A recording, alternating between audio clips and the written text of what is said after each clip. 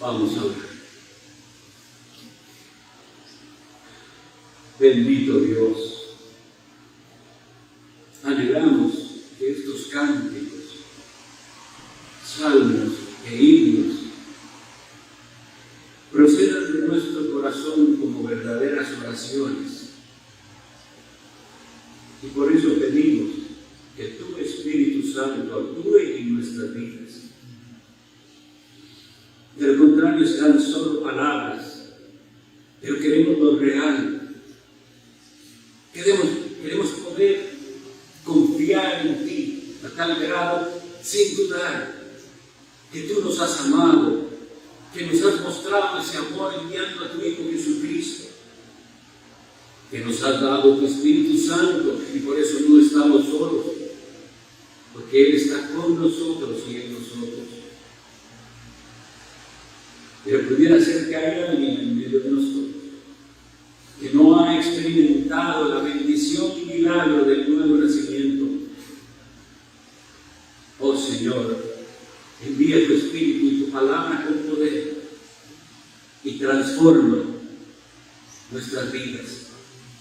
Al que no cree, dale el don de la fe, y al que está débil, fortalécelo, y al que está desanimado, y al que está sin aliento, oh Señor, que tu palabra sea la fuente de todo bien para nosotros. Ven, Señor, visita a tu pueblo. Lo pedimos en el nombre de Jesús. Amén. Puede tomar asiento.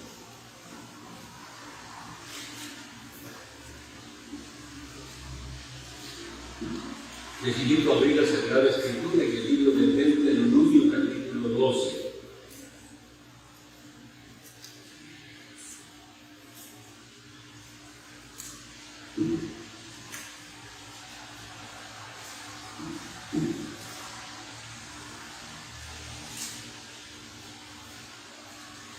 Deuteronomio 12,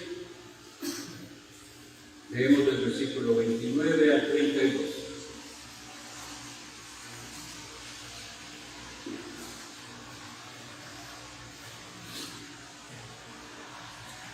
Dice así la palabra de Dios: cuando Jehová tu Dios haya destruido delante de ti las naciones a donde tú vas para poseerlas, y las que heredes y habites en su tierra, guárdale que no tropieces yendo en pos de ellas después que sean destruidas delante de ti. No preguntes acerca de sus dioses, diciendo: de la manera que servían aquellas naciones a sus dioses, yo también les serviré.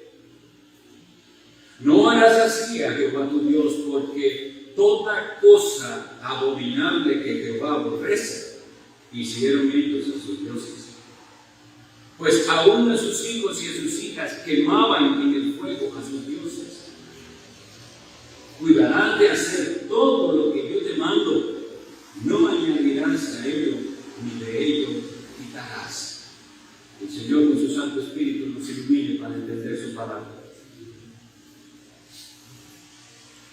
Siempre que lleguemos al Deuteronomio, recordemos qué significa ese nombre.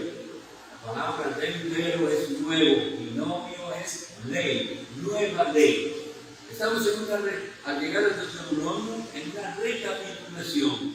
Moisés y el pueblo de Israel ha vagado por aquel desierto del Sinaí, por más desiertos, hasta llegar al límite para cruzar el Jordán y luego la tierra de Canaán, la tierra prometida.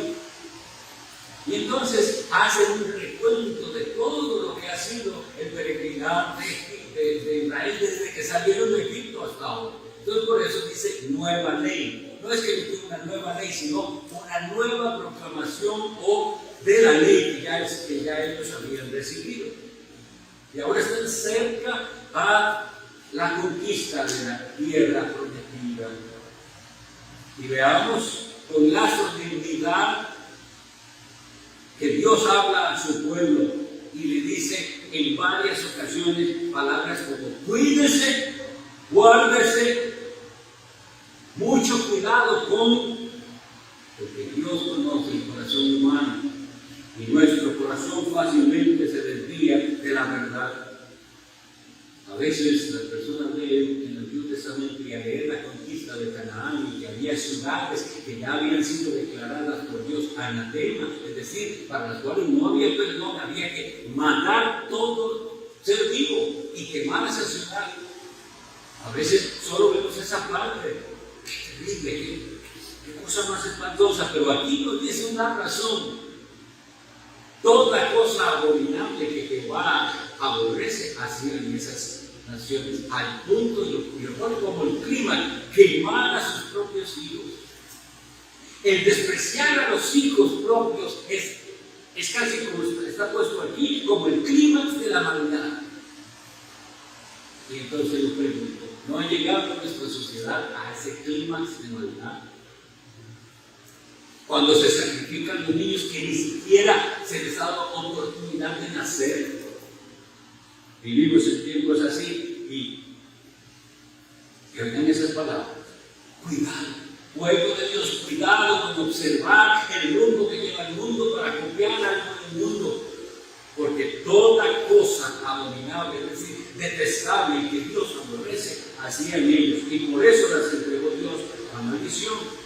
Pero al pueblo de Dios, a Israel, se le da una ley diferente. Y le dice, ahora sí, cuídate de hacer todo lo que yo te mando, no añadir. De lo que se trata aquí es de una práctica cuidadosa de la religión. Yo tengo una batalla usando esta palabra, porque por muchas décadas han desvirtuado la palabra religión, al punto de que hoy en día los evangélicos parece que están miedo a hablar de religión. Pero tenemos que combatir el error con la verdad. Y la religión es una palabra correcta que está en la Biblia y estamos nosotros mandados, si somos hijos de Dios, a practicar la verdadera religión, la que Santiago dice que es pura y sin mácula. Vamos a pensar en eso. Existe la religión pura y sin mácula. El problema, como veremos ahora, es el orden de las cosas. Porque esa religión pura y sin mácula y sin mancha delante de Dios el Padre es el resultado de algo y no la causa.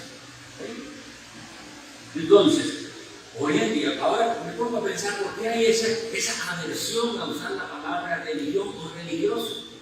Y bueno, pudiéramos pensar que es a raíz de la hipocresía religiosa de tantas personas que supuestamente son practicantes de la fe cristiana, pero son hipócritas. Sin embargo, eso no es excusa para dejar de usar una palabra correcta que la Biblia contiene. Entonces, ¿qué vamos a hacer nosotros? Hacer un uso correcto de la palabra religión. Y la veremos entonces como el resultado de la verdadera fe en el creyente. Esa verdadera fe va a producir en el creyente una manera de vivir. Y ahí se describe con dos, en Santiago, no es el texto que tenemos, pero recuerdo. Habla de dos cosas. En aquel momento decía visitar a los huérfanos y a los viudos en sus necesidades. Eso se refiere a nuestra preocupación con nuestros semejantes. Eso es parte de la religión verdadera. En aquellos momentos, la viuda y el huérfano eran las personas más destituidas de toda la sociedad. Y lo que está diciendo es, el verdadero creyente, el que practica la verdadera religión, se preocupa por los más necesitados de la sociedad. Y la segunda cosa de la verdadera religión es, se guarda sin mancha del mundo. Ahí es donde vemos que mucho de lo que hoy se llama religión cristiana no es cristiano, porque está contaminado de todas las prácticas mundanas, en particular del materialismo, y contamina las iglesias.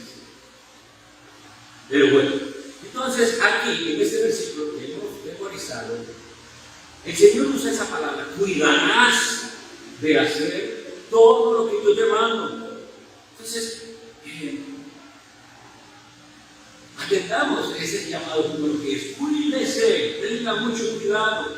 Nosotros fácilmente aconsejamos a alguien que se descuida en otras áreas, y que alguien se está descuidando un poco y se engordó mucho y está, sus sus amigos les dice, pues estás engordando. Los que tienen confianza y les preocupa ver que se está dejando mucho, que vea que la salud, etc. Y si está muy flaco también, ¿qué es lo que te pasa? Que te veo demasiado, estás demacrado, y una preocupación hasta el punto de llegar a decirle a otra persona. Pero en todas las cosas parece que hay eso, una intención de ayudar al que se está descuidando. Y de verdad que el descuido lleva a peores situaciones. Si usted descuida lo que tiene, su carro, por ejemplo, y si no le da mantenimiento, pronto usted va a tener una chatarra, porque eso se va a deteriorar. Y entonces alguien dice, no, cuide el carrito, llévelo al cambio de aceite, ¿verdad? Pero bueno, lo que quiero poner en su mente es esto: estamos preocupados por esas cosas y le decimos, cuide. Pero hay gente descuidando su alma y nadie les dice, cuide su alma. Pasa el tiempo, nos acercamos al día final, la muerte viene, el día del juicio, y usted no está cuidando su alma. ¿Por qué? ¿Por qué somos así? Que esas cosas de esta vida temporal, la salud, las condiciones materiales de su casa, ahí sí, alguien les cuídese. Pero pocos.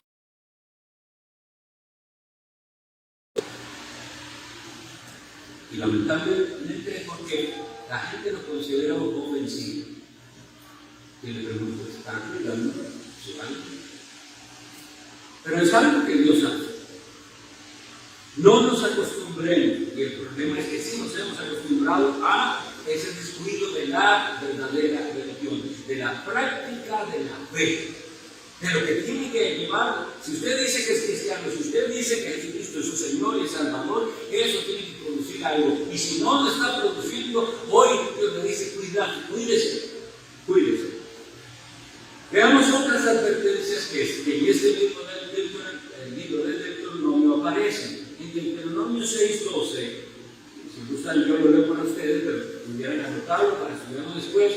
Deuteronomio 6:12, Dios les dice, cuídate de no olvidarte de Jehová, que te sacó de la tierra de Egipto, de casa de servidumbre. Si somos olvidadizos, nos olvidamos de Dios mismo, el que nos da todo, y vivimos. Por eso es que existe esa frase, un ateo práctico. ¿Qué significa? ¿Qué queremos decir cuando hablamos de que hay ciertas personas que son ateos prácticos? Que ellos dicen que creen en Dios, pero miren, como si Dios no existiera, se han olvidado de Dios. Y es que no se trata simplemente de mencionarlo, o de decir Dios te acompaña, Dios te bendiga, ¿no? Es cuál es su relación y comunicación con ese que usted llama su Dios. Cuídate de no olvidarte de Jehová. Y si Dios nos dice que nos cuidemos es porque nuestro corazón tiende a olvidar a Dios y lo que Dios hizo por nosotros. Si nosotros fuéramos más conscientes y repasáramos lo que Dios ha hecho por nosotros, estaríamos más contentos, seríamos agradecidos, contaríamos nuestras bendiciones. Pero el enemigo y nuestro propio corazón engañoso nos lleva a ver todo lo que no nos sale bien, todos los aspectos negativos, todas las adversidades. No, vamos a aprender y nos vamos a cuidar de no olvidarnos de Dios. En Deuteronomio 8:11 vuelve Dios a decir, cuídate de no olvidarte de Jehová tu Dios para cumplir sus mandamientos, sus decretos y sus estatutos que yo te ordeno hoy. Aquí nos aclara un poco más qué es este cuidarnos de olvidarse. Dice, cumplir sus mandamientos. Si usted no está esforzadamente procurando cumplir los mandamientos del Señor, usted se está olvidando de Dios. Porque la ley del Señor es el reflejo de su carácter. Por eso Él nos dio sus mandamientos. Dios no ha cambiado.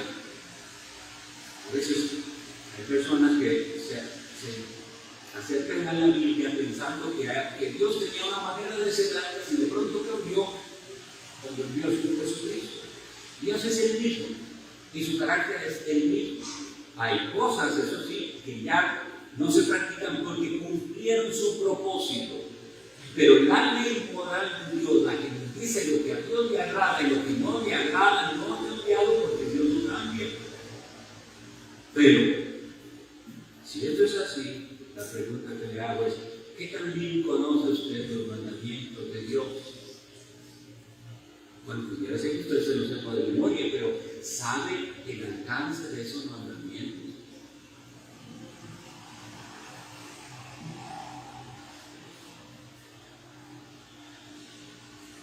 En Deuteronomio también, capítulo 12, versículo 13, Dios nos dice: cuídate de no ofrecer tus holocaustos en cualquier lugar que vieres, sino que en el lugar que Jehová escogiere, en una de tus tribus, allí ofrecerás tus holocaustos y allí harás todo lo que yo te mando. Explica un poquito esto. ¿Por qué es que el Señor nos da esta ley? En los pueblos antiguos, cada pueblo tenía sus dioses y pensaban que había varios dioses. Dios de los filisteos es el que gobierna en el área donde viven los filisteos, y el Dios de los caldeos es el que reina ahí. Así que, y los israelitas estaban tentados a pensar que ellos también eran simplemente adoradores del Dios de cierta parte de la tierra, pero el Dios vivo y verdadero es Dios sobre todas las cosas, Dios de los cielos y de la tierra, creador de todo y sustentador de todo. Entonces tenían que ver la vida de una manera diferente. Y este Dios no era un Dios visible, era un Dios invisible. Y sin embargo, Dios tenía una regla: no hagan como hacen los demás, que en cualquier lugar que se les ocurre ofrecen holocaustos a sus dioses. Dios iba a escoger un lugar en el cual Él iba a autorizar la adoración. Ustedes leen el relato de Moisés, verán que ese lugar era llamado el tabernáculo de reunión. Los israelitas no tenían libertad de hacer sus actos de adoración en cualquier parte, sino en el tabernáculo. Y eventualmente, cuando ellos pasaron a la tierra prometida, en Jerusalén, los siglos se construyó un templo en Jerusalén. No podían ellos ofrecer sus sacrificios, sus ofrendas en otra parte, sino en el lugar que Dios había establecido. Pero eventualmente eso tiene un cambio porque cumple su propósito. Y Dios después les dice: mire, ¿cuál es la casa que ustedes me van a hacer donde yo pueda habitar si los cielos de los cielos no pueden contener a Dios? El cielo es su trono, la tierra es el estrado de sus pies. ¿Cuál casa pueden ustedes hacer para mí? Sin embargo, Dios dijo que Él vendría y habitaría con sus bienes. Lo que sí tenía que tener claro el pueblo de Dios es que Dios nos llamaba a un lugar específico para invocar su nombre. Eventualmente Jesucristo tiene una conversación con una mujer de Samaria y ella tenía una confusión de dónde debería adorarse. ¿Será en el monte Gerizim donde me enseñaron a mí, o será en Jerusalén? Y Jesucristo le responde esto: créeme, mujer, que la hora viene y ahora es cuando los verdaderos adoradores adorarán al Padre en espíritu y en verdad. No ya en ese monte ni en ese, sino en espíritu y en verdad. Y a esos que le adoran en espíritu y en verdad, así como antes se les había dicho, no se le ocurra a usted hacerlo a su manera, la iglesia del Nuevo Testamento tampoco lo puede hacer a su manera. Dios estableció el orden para recibir sacrificios espirituales, dice la Sagrada Escritura, agradables a Dios por medio de Jesucristo, la iglesia del Señor. Un edificio ya no físico, sino espiritual, cuyo fundamento es Jesucristo, la roca de nuestra salvación, y sobre el cual se va edificando con piedras vivas, no con ladrillos hechos por los hombres, sino con piedras vivas. Así es como se forma una iglesia, con piedras vivas. Bien, en el versículo que estamos estudiando, el 32 dice: cuidarás de hacer todo lo que yo te mando. Entonces, lo primero que tenemos que entender es que Dios ha mandado, que Dios ha hablado. Voy a leer para ustedes lo que dice la carta a los Hebreos, capítulo 1. Eso tiene que quedar bien claro para que nosotros podamos entender lo que Dios pide de nosotros. Hebreos 1 dice así: Dios, habiendo hablado muchas veces y de muchas maneras en otro tiempo a los padres por los profetas, en estos postreros días nos ha hablado por el Hijo, a quien constituyó heredero de todo y por quien asimismo hizo el universo.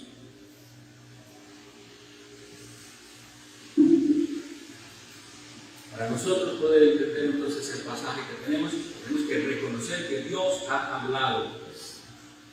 Y Dios ha hablado con autoridad. Este libro que nosotros llamamos la Biblia es la palabra de Dios y creemos que Dios dejó aquí todo lo que ustedes y yo necesitamos.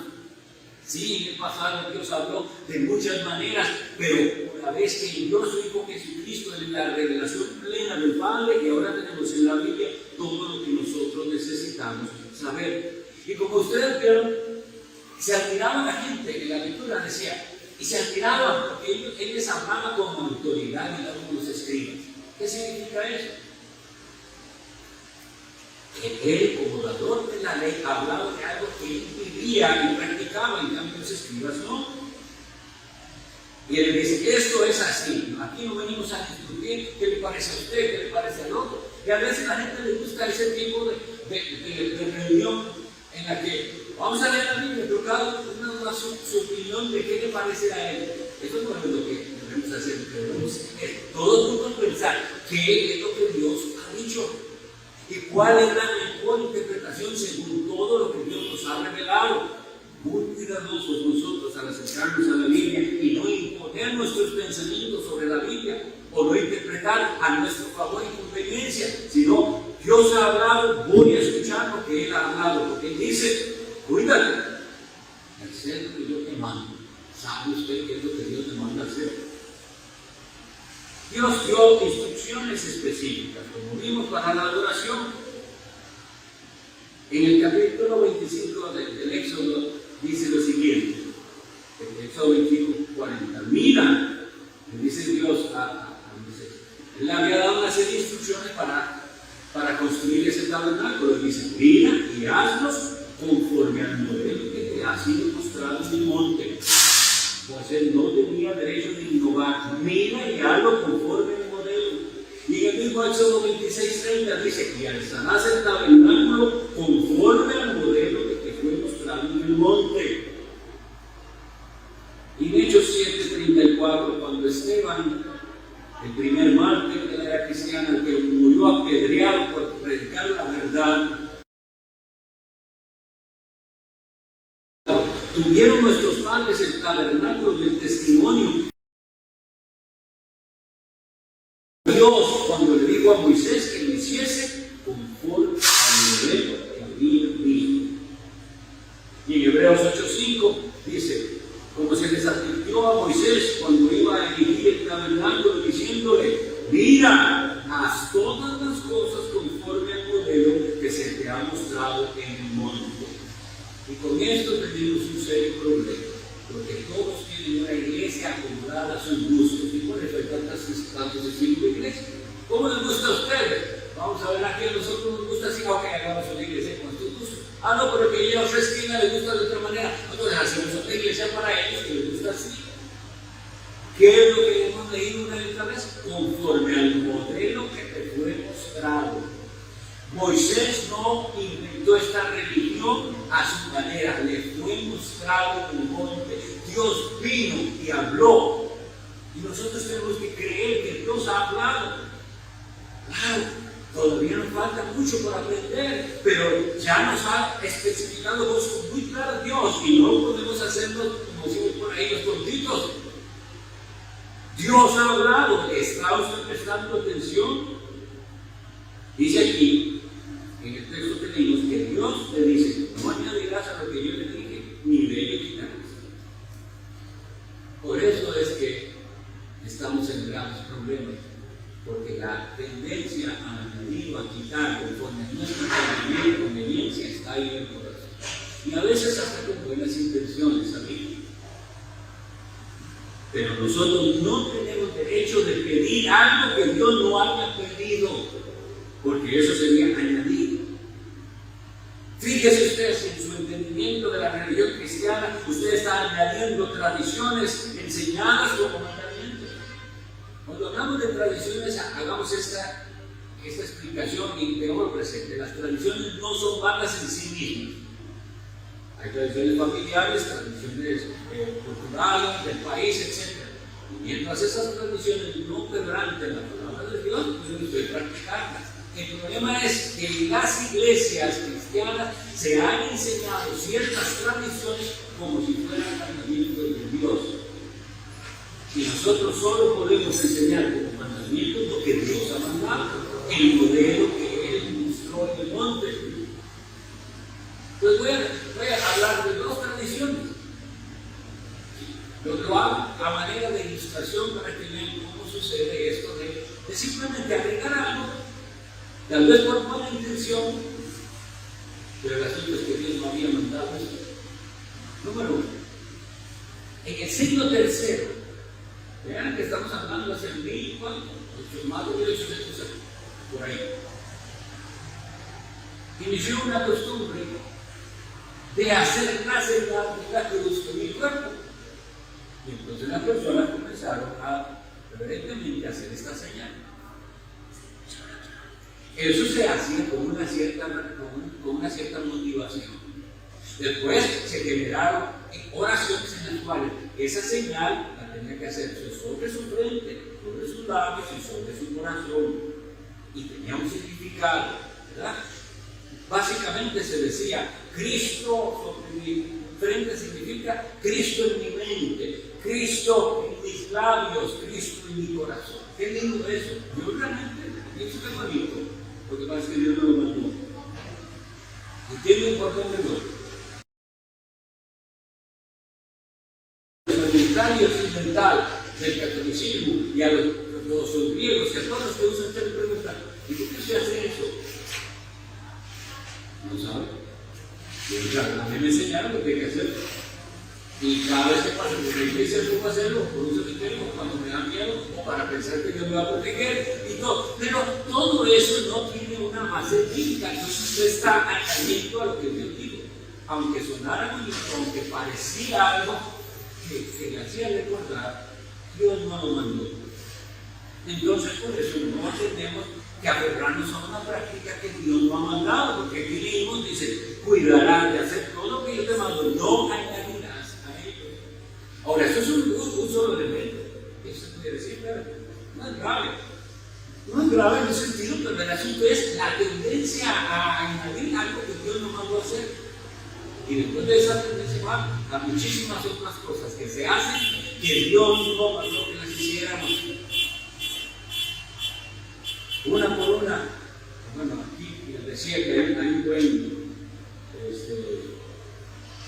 tratado con respecto a por qué no soy romano. Piensen, y si usted está cuerpo romano o viene a decir eso, piensen, ¿por qué no? ¿Por qué es que no hago eso? ¿Por qué?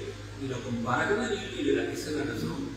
Es que no es bíblico, eso es simplemente. Ahora vamos con la tradición protestante. Entre los protestantes del último siglo, porque eso es una práctica que tiene más o menos un siglo, inició, o tal vez menos de un siglo, la costumbre de invitar a las personas a repetir una oración. Se hacía un mensaje de la palabra de Dios, evangelístico, que le hace a la persona ver que él necesita de Dios, que tiene que venir a Dios cuando la Biblia lo manda, que tiene que arrepentirse, etc. Pero después de la oración, y se le hace pensar a la persona que repetir esa oración hace que él sea santo. Que Dios, por repetir esa oración, y eso sí, ellos dicen, si lo hizo con fe. El asunto, mis hermanos, es que la Biblia en ninguna parte nos dice que esa es una manera apropiada de hacer profesión de fe en Jesucristo. La Biblia lo que nos dice es arrepentíos y creer al Evangelio. Y usted tiene que ver qué es arrepentirse y qué es la verdadera fe, pero no dice, ustedes ven todo, estudiemos con detenimiento cada vez que los apóstoles predicaron. Vemos a Pedro en Pentecostés, se levanta y habla la verdad. Un hombre que hace nada, estaba muerto de miedo y negó a Jesucristo 3 veces. Y ahora en el poder del Espíritu Santo se levanta y predica la verdad.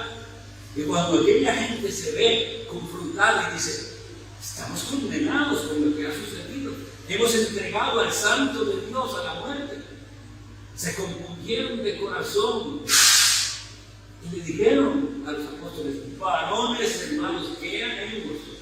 Ese es el resultado de una predicación correcta del Evangelio. Es el pecador que ahora se siente como un pie en el infierno, que pregunta, ¿y ahora qué hago yo para salir de esta situación en que estoy?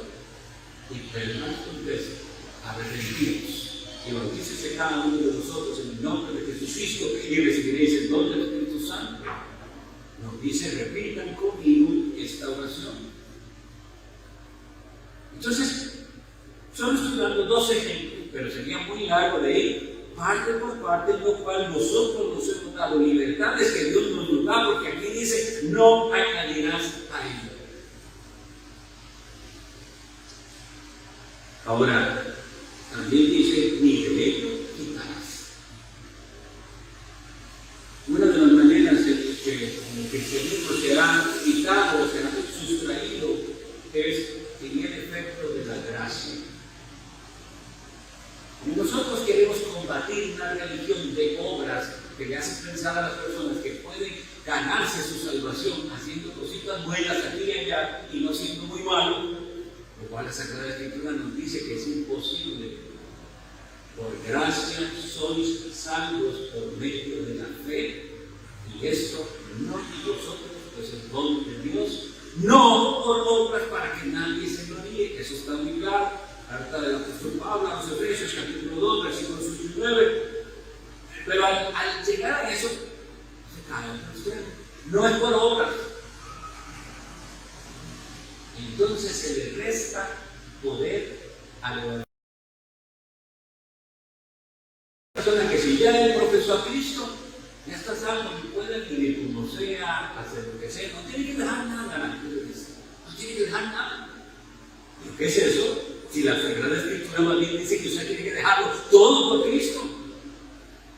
Todo aquello que entorpezca su caminar con el Señor, tiene que quitarlo del camino.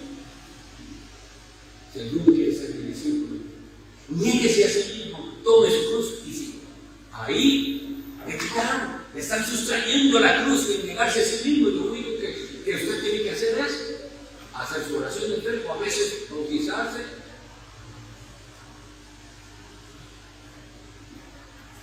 Es requisito la santidad, no es opcional. Y la carta de los Hebreos dice, seguid la paz con todos y la santidad sin la cual nadie verá al Señor. No, entonces, está escrito ahí. Entonces, ¿cómo usted ve esto? Si usted no va a querer ni quitar ni poner, usted dice, tengo que estar en paz con todos. Todos. Con la gente que es simpática y con la que no es tan simpática. En paz con todos, es un mandamiento, es necesario, es requerido, no es opcional, porque si no estaría usted restando. Y la santidad, sin la cual nadie verá al Señor, la Biblia dice que la santidad es un requisito. El problema es en qué orden ponemos las cosas, como les decía al inicio, es un asunto de orden. El ser humano es salvado únicamente por la gracia de Dios, no puede merecerlo, no se lo puede ganar, no hay nada que lo haga merecer ese perdón. Pero una vez que recibe esa gracia salvadora, una vez que el pecador se arrepiente de sus pecados, cree en el Señor Jesucristo, esa gracia lo transforma y lo lleva a decir, ¿qué pide Dios de mí? ¿Qué pide el Salvador que dio su sangre en la cruz, que estuvo dispuesto a tormento por mí? ¿Qué quieres que haga, Señor? Una actitud entonces de obediencia. En Deuteronomio también, capítulo 10, versículo 12, dice la Escritura: ahora pues, Israel, ¿qué pide Jehová tu Dios de ti? Sino que temas a Jehová tu Dios, que andes en todos sus caminos y que lo ames y sirvas a Jehová tu Dios con todo tu corazón y con toda tu alma. Eso que Dios pide, piénselo. ¿Lo hace usted? ¿Puede hacerlo? Miqueas 6:8 nos dice: oh hombre, Él te ha declarado lo que es bueno. ¿Y qué pide Jehová de ti? Solamente hacer justicia y amar misericordia y humillante ante tu Dios. Esas dos cosas que hemos leído, amar a Dios, andar en sus caminos, servirle con todo el corazón, hacer justicia, amar misericordia, estas cosas que Dios pide de nosotros, no las podemos hacer a menos que Dios nos cambie el corazón. Por eso voy a terminar con unas palabras del Evangelio de Juan, capítulo 6, versículos 28 y 29. Si gustan, búsquenlo conmigo, porque esa va a la conclusión que quiero que llevemos en nuestra mente. Ni agregar ni sustraer. Y aquí se acercaron unos a Jesucristo y le dijeron, Juan 6, 28. Entonces le dijeron: ¿qué debemos hacer para poner en práctica las obras de Dios? Oigan la pregunta. Parece que hay interés de agradar a Dios. Parece que Dios, es como si David, explíqueme qué es lo que hay que hacer para ser un verdadero religioso, alguien que tiene la religión verdadera, qué es lo que hay que hacer. Y en la mente de ellos estaba, vamos a ver, hacer la lista de todo lo que tienen que hacer y lo que no tienen que hacer. Esa es la respuesta que se esperaría. ¿Cuál es la respuesta de Cristo? Una vez más, 28 les dice: ¿qué debemos hacer para poner en práctica las obras de Dios? Respondió Jesús y les dijo: esta es la obra de Dios, que creáis en el que Él ha enviado. Vean que dice: esta es la obra de Dios, no suya, porque así es como funciona el verdadero evangelio. Es algo que Dios hace en el corazón del pecador, y una vez que ese corazón ha sido transformado por la gracia de Dios, y entonces es cuando usted podrá tener la actitud de humildad de buscar a Dios. ¿Por qué hay que pelear tanto con la gente o animar a esa gente? ¿Por qué? No hay un corazón dispuesto. Cuando el corazón es cambiado, la persona oye que hay cultos, yo quiero ir. Yo quiero ir donde sea que se hable de Cristo, de su palabra, donde sea que tenga que ver con lo espiritual, porque yo quiero nutrirme de Cristo. Personalmente, una vez que hay verdadera fe, hay disposición a la obediencia.